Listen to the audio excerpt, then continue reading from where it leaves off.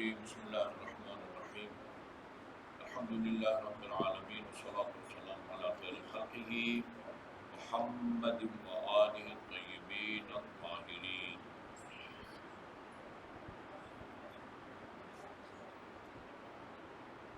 اچھا، گزشتہ درس میں جو آخری کلام امیر المومنین علیہ السلام کا آپ کی خدمت میں پیش کیا تھا وہ تھا لا تجلسوا علی مائدۃ یشرب علیہا الخمر۔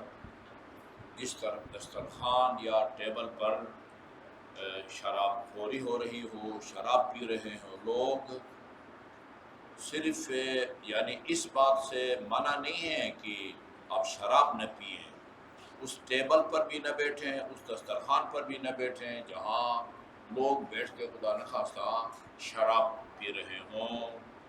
یا فَإِنَّ الْعَبْدَ لَا يَدْرِي مَتَىٰ يُؤْخَذُ، یہ بڑے خطرناک جو ہے نا انجام یا نتیجے کی طرف اشارہ ہے، کیونکہ بندہ کو معلوم نہیں ہے کہ کب اس کا مواخذہ کیا جائے۔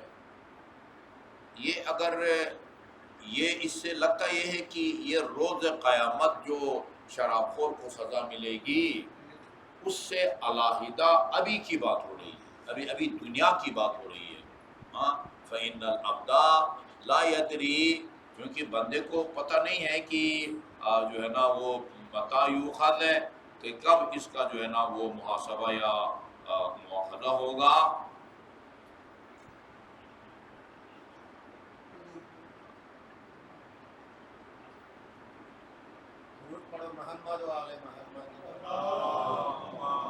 اچھا جی، یہ کل ہم نے پڑھا تھا۔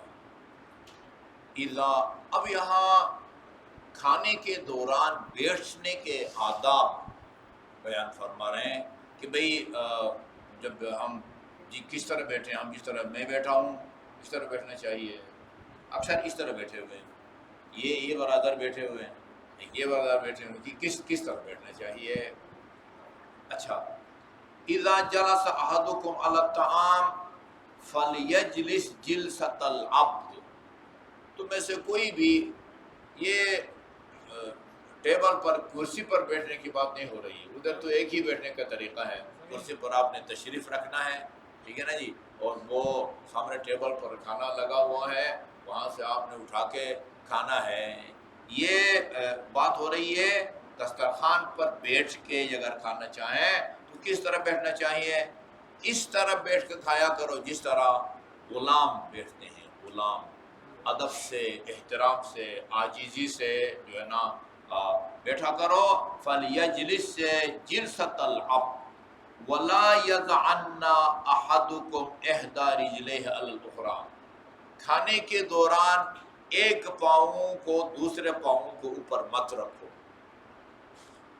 کیا مطلب ہے؟ یعنی شاید یہ ہو معذرت کے ساتھ، ہاں یہ ہو، یہ کچھ بیٹھتے ہیں یوں نہ یوں، بہرحال جب بیٹھو کھانے کے دسترخوان پر تو اپنی ایک ٹانگ جو ہے وہ اس پر جو ہے نا رجلے ہے، اپنی ایک ٹانگ جو ہے نا وہ رجل، ٹانگ کو کہتے ہیں قدم، یہ پاؤں کو کہتے ہیں، یہ پاؤں، ہاں، ایک رجل کو اور ایک ٹانگ کو جو ہے نا وہ دوسری ٹانگ کے اوپر مت رکھ کے بیٹھا کرو۔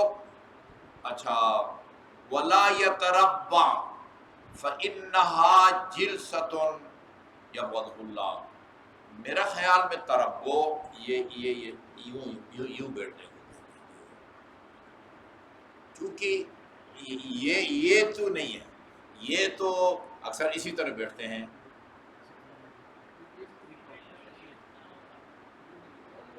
یا اس طرح، یا اچھا جی، بہرحال اس طرح جو ہے نا وہ نہ بیٹھا کرو، کیونکہ فَإِنَّهَا جِلْسَةٌ يَبْغَضُهُ اللَّهُ، یعنی اس طریقے بیٹھنے کو اللہ پسند نہیں کرتا۔ بغض کا لفظ استعمال ہوا ہے، اللہ ناپسند فرماتا ہے، بغض رکھتا ہے اس کو، یہ ناپسندیدہ بیٹھنے کا جو ہے نا وہ انداز ہے۔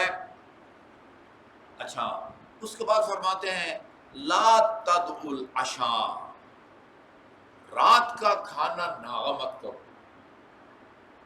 لا تدعوا العشاء، عشاء یہ نماز عشاء کو کہتے ہیں، عشاء رات کے کھانے کو کہتے ہیں، یعنی رات کا کھانا. تعشی عربی میں کہتے ہیں تعشی، تعشے تمشے، یہ ایک میڈیکل اصول بتایا گیا. تعشے رات کا کھانا کھاؤ، تمشے اور تھوڑا سا واک کرو، واک کرو.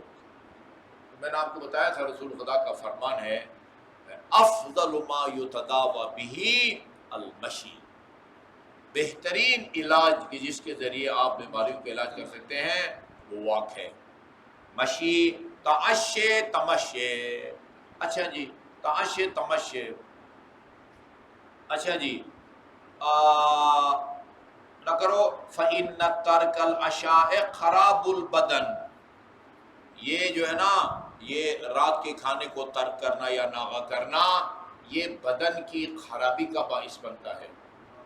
بدن کی خرابی یعنی بیماریوں کا باعث بنتا ہے. معدہ ساری رات معدہ خالی ہو تو جو ہے نا وہ ہماری زبان میں کہتے ہیں کہ جب خالی پیٹ ہوتا ہے تو کیڑے جو ہے نا وہ آپ کے ان کو کھاتے ہیں. ان کو کھانے کی کوئی چیز نہیں ملتی تو پتہ نہیں تمہارے یہاں تڑیوں کو کھاتے ہیں، میدے کو کھاتے ہیں. بہرحال رات بھر پیٹ خالی ہو، فرمایا بہت سارے خراب البدن، اس یہ تمہارے بدن کی خرابی کا جو ہے نا باعث و سبب بنتا ہے. اچھا جی، خراب البدن.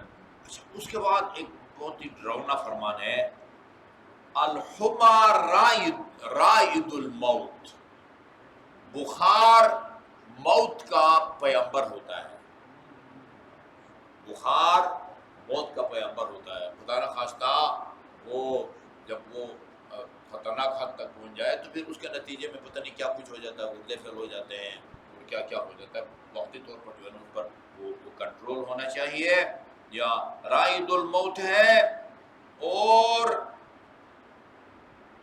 سجن اللہ فی الارض یحبس فیہ من یشاء من عبادہ، یہ بخار جو ہے نا اللہ کی زمین پر یہ جو ہے نا اللہ تعالیٰ کا سجن ہے. سجن جیل کو کہتے ہیں، جیل قید خانہ، قید خانہ بھی کہتے ہیں، جیل بھی کہتے ہیں، زندان بھی. اردو میں جیل بھی کہتے ہیں، قید خانہ بھی کہتے ہیں، اور فارسی میں زندان اردو میں استعمال کرتے ہیں، زندان شام، اور عربی میں سجن کہتے ہیں. اسی لیے کہتے ہیں کہ جو الدنیا سجن المؤمن و جنت الکافر، دنیا مومن کے لیے جیل ہے، زندان ہے، اور کافر کے لیے جنت ہے. کیا کہتے ہیں رحمتیں گرتی ہیں اغیار کے کاشانوں پر، برف جب گرتی ہے بیچارے مسلمانوں کا کھانا. اچھا جی، تو من یشاء من عبادہ. اچھا پھر جہاں یہ موت کا پیغمبر ہے اور اللہ تعالیٰ کی طرف سے جو ہے نا خدا کا یعنی جس کو آدمی کو بخار ہوا ہوتا ہے یوں سمجھے کہ وہ اللہ تعالیٰ کے جیل میں ہے اور قید خانے میں ہے. اس کے بعد اس کے اخروی فائدے یعنی دنیوی اعتبار سے جان لیوا ثابت ہو سکتا ہے. بخار جو ہے نا وہ جب پتنے 105 100 اوپر چلا جائے تو وہ جان لیوا ثابت ہوتا ہے. وہاں تحس الذنوب کما یتحاس الوبر من سنام البعیر، سنام اونٹ کے کوہان کو کہتے ہیں. اچھا یہ مثال اس لیے دی ہے کہ شاید اونٹ کا جو کوہان ہے وہ اس کے اوپر جو ہے نا وہ سامان رکھا جاتا ہے، کجاوا کو رکھا جاتا ہے، جس کی وجہ سے اس کے اوپر وبر جو بال ہے وہ گر جاتے ہیں، ڈر جاتے ہیں. اصلا امیر المومنین کو کہتے ہیں، اصلا کہتے ہیں یہ جو ہے نا یہ سائڈ کے بال جو ہے نا وہ امیر المومنین کے گرے ہوئے ہوتے تھے. اس کی وجہ یہ ہے کہ ہر وقت آپ کے سر مبارک پر کھود رہتا تھا، جنگی کھود. اس کی وجہ سے جو ہے نا ادھر ہوا وغیرہ نہیں لگتی تو ظاہر ہے پھر جو ہے نا یہ بات جو ہے نا پردہ کے جو مخالف ہے نا وہ کہتے ہیں کہ بال گرتے ہیں جو ہے نا وہ پردہ کرنے سے، وہ نقاب پہننے سے جو ہے نا وہ بال گرتے ہیں، لہذا جو ہے نا وہ ہوا لگنے دو بالوں کو، ہوا لگنے دو. یہ کوئی قانون فارمولہ جو ہے نا وہ نہیں ہے، وہ احکام الہی سے فرار کا جو ہے نا وہ ایک بہانہ ہوتا ہے۔ تو فرمایا فَهِيَ تَحُطُّ الذُّنُوبَ كَمَا يَتَحَاصُّ الْوَبَرُ مِنْ سَنَامِ الْبَعِيرِ، جو بخار میں مبتلا ہوتا ہے اس کے گناہ اس طرح جھڑتے یا گرتے ہیں جس طرح اونٹ کے کوہان سے اس کے بال گرتے ہیں بخار کے نتیجے میں جو ہے نا۔ یہ بہت ساری روایات کا مضمون ہے۔ یہ طولانی لمبی جسمانی بیماریوں کے نتیجے میں اللہ تعالیٰ گناہوں کو معاف فرماتا ہے۔ جابر بن عبداللہ انصاری زندگی کے آخری ایام میں نابینا ہو گئے تھے۔ اس نے امام جعفر صادق علیہ السلام کی خدمت میں آ کر عرض کیا کہ مولا میرا ایمان اور عقیدہ ہے، آپ اگر صرف ہاتھ پھیریں گے نا میری آنکھوں پر وہ بینائی واپس آ جائے گی، مجھے اللہ تعالیٰ شفا دے گا۔ امام علیہ السلام نے اپنا ہاتھ پھیرا، خدا نے اس کو شفا دے دی، بینائی واپس آ گئی۔ بینائی جب واپس ملی تو پھر امام نے فرمایا اب جب تم کو یعنی کیا کہتے ہیں بینائی مل گئی ہے، اب تمہارے سامنے دو آپشن ہیں۔ اگر تم روز قیامت اور لوگوں کی طرح اللہ تعالیٰ کی بارگاہ میں حساب کتاب کے لیے کھڑے ہونے کا حوصلہ رکھتے ہو، یہ بینائی، یہ نظر تیرے پاس رہے گی۔ اور اگر تو یہ چاہتا ہے کہ روز قیامت بغیر کسی حساب کتاب کے ہمارے جوار اور پڑوس میں تجھے جگہ ملے، یہ باقی زندگی تجھے نابینا گزارنا ہوگی۔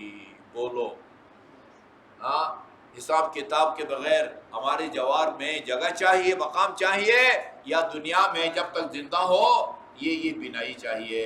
کہا مجھے بینائی کی ضرورت نہیں ہے۔ یہ کیوں؟ یہ پچھلے سال یا پتہ نہیں اس سے پہلے، یا میں پتہ نہیں عمرے کے لیے جا رہا تھا، وہ ایک صاحب آئے، کچھ دعائیں لے کے آئے تھے، وہاں آپ جائیں تو میرے لیے یہ دعائیں کریں۔ ان میں ایک دعا یہ تھی کہ آپ دعا کریں خدا مجھے حساب کتاب کے بغیر جو ہے نا جنت میں جگہ دے دے۔ مجھے عجیب لگا کہ یہ جو ہے نا یہ کیا نہیں، بلکہ بعد میں کافی روایات ہے، یہ روایات کو تلاش کرنے کا طریقہ ہے۔ مثلا آپ ادھر سرچ میں نا بلا حساب لکھ دیں، مثلا بلا حساب، وہ تمام روایات آ جائیں گی کہ جس میں یہ لکھا ہوا ہے کون کون سا عمل کرنے والا بندہ ہے، کون کون سے لوگ ہیں کہ جن کو اللہ تعالیٰ بغیر کسی حساب کتاب کے جنت میں جو ہے وہ جگہ عطا فرمائے گا۔ میں نے کہا یہ اتنا سادہ نہیں ہے بندہ جو ہے نا وہ ایسے ہی میں نے مذاق سمجھا کہ یہ بھائی کیسا بولا بالا آدمی حساب کتاب کے بندے بغیر سیدھا تو جنت چلا جاؤں۔ یہ امام فرماتے ہیں جو ساری زندگی، اب پتہ نہیں کتنے سال کا تھا ابو بصیر، مزید کتنے سال اس نے زندہ رہنا تھا، فرمایا کہ یہ اگر تم برداشت کرتے ہو کہ باقی زندگی نابینا رہو، مشکل سے زندگی گزارو، اس کے نتیجے میں خدا تیرے تمام گناہوں کو جب بخش دے گا تو پھر حساب کتاب پھر کس بات کا۔ اور بھی ہے، میں نے چیک کیا تھا، ہاں بلا حساب کون لوگ بغیر حساب کتاب کے وہ ڈائریکٹ قبر سے جو ہے نا نکلتے ہی ہاں بائی ایئر جو ہے نا وہ سیدھا جنت پہنچیں گے۔ اچھا جی، تحاس الذنوب کما تحاس الورب، وہ اس طرح وہ بخار کی بیماری تمہارے گناہوں کو جھاڑتی ہے یا گراتی ہے جس طرح اونٹ کے کوہان سے وہ بہت زیادہ جو ہے نا وہ بوجھ لدنے یا رگڑ وغیرہ کھانے کی وجہ سے جو ہے نا اس کے وہ پشم کہیں یا بال جو ہے نا وہ گرتے ہیں۔